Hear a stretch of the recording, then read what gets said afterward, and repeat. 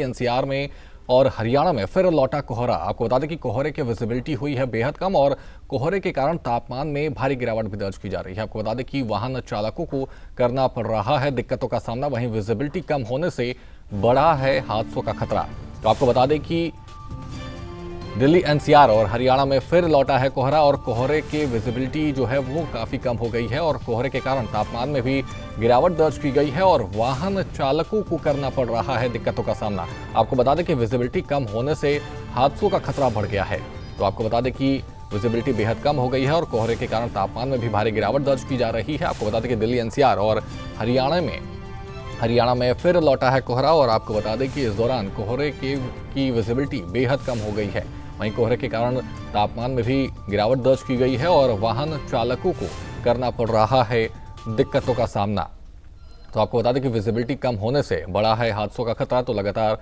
मौसम करवट लेता हुआ नजर आ रहा है और कोहरे के कारण तापमान में भी गिरावट दर्ज की गई है। तो आपको बता दें कि कोहरे के कारण तापमान में गिरावट दर्ज की गई है और वाहन चालकों को करना पड़ रहा है दिक्कतों का सामना। आपको बता दें कि दिल्ली एनसीआर और हरियाणा में तापमान में गिरावट दर्ज की गई है और कोहरे के कारण विजिबिलिटी बेहद कम हो गई है। आपको बता दें कि कोहरे के कारण तापमान में भी गिरावट दर्ज की गई है और वाहन चालकों को करना पड़ रहा है दिक्कतों का सामना।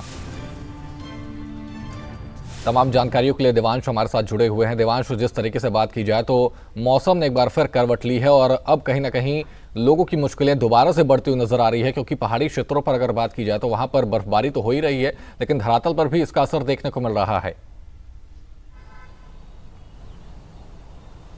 जी बिल्कुल शिवम, मौसम की बात करी जाए तो जिस तरीके से मौसम ने दिल्ली एनसीआर और हरियाणा के कुछ क्षेत्रों में करवट ली है वो कहीं ना कहीं अब देखने वाली चीज बन चुका है। क्योंकि अगर बात करी जाए कोहरे की तो इस वक्त अगर आप अपनी टीवी स्क्रीनों पर देख पा रहे होंगे कि कोहरा जो है वो आज सुबह से ही काफी घना छाया हुआ है। अगर बात करी जाए दिल्ली एनसीआर की तो कोहरे ने कहीं ना कहीं, ये कहना गलत नहीं होगा कि दिल्ली एनसीआर को अपने आगोश में ले लिया। दिल्ली एनसीआर की जनता को कहीं ना कहीं एक बार फिर से इस कोहरे का सामना करना पड़ रहा है। और एक बार मैं अपने कैमरामैन से रिक्वेस्ट करना चाहूंगा कि थोड़ा जूम करके दिखाएं कि जो आप अपनी टीवी स्क्रीनों पर जो चित्र इस वक्त देख पा रहे हैं वो कहीं ना कहीं ब्लर दिखाई दे रहे होंगे, थोड़े से आपको विजन में थोड़ी सी दिक्कत आ रही होगी, क्योंकि ये कहीं ना कहीं कोहरे के साथ साथ धुंध जो है वो पूरी तरीके से इस चादर में समाई हुई है। ये जो चादर है ये सिर्फ कोहरे की चादर नहीं बल्कि धुंध भी इसमें मिली हुई है। अगर AQI की बात करी जाए तो राजधानी दिल्ली का AQI अभी भी 300 या 400 के आसपास दर्ज किया जा रहा है। तो कहीं ना कहीं ये जो दोहरी मार है, जनता को एक बार फिर से ये दोहरी मार का सामना करना पड़ रहा है। चूंकि अगर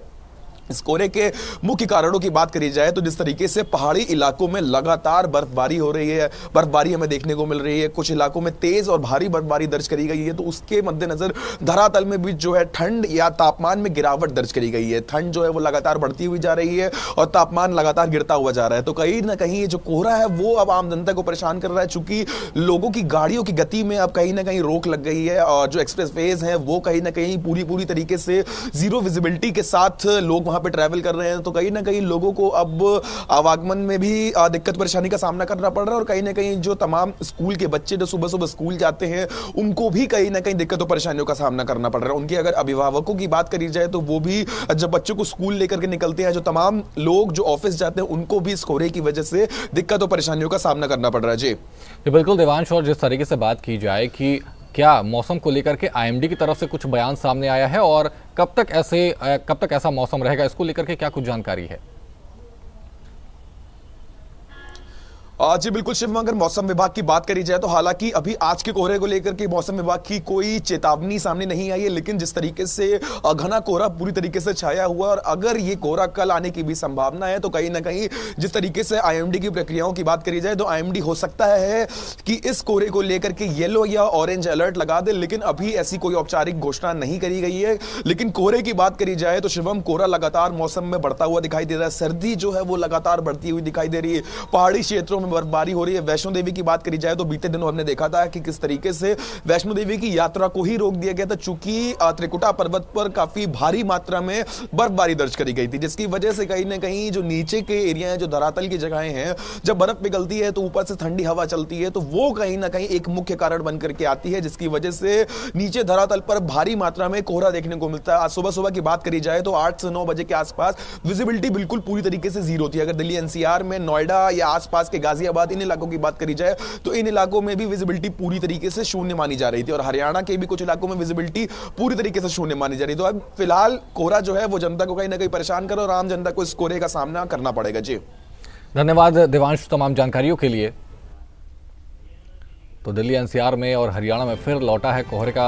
और आपको बता दें कि कोहरे की विजिबिलिटी बेहद कम हो गई है और लगातार विजिबिलिटी कम होने से वाहनों की जो रफ्तार है वो धीमी हो गई है।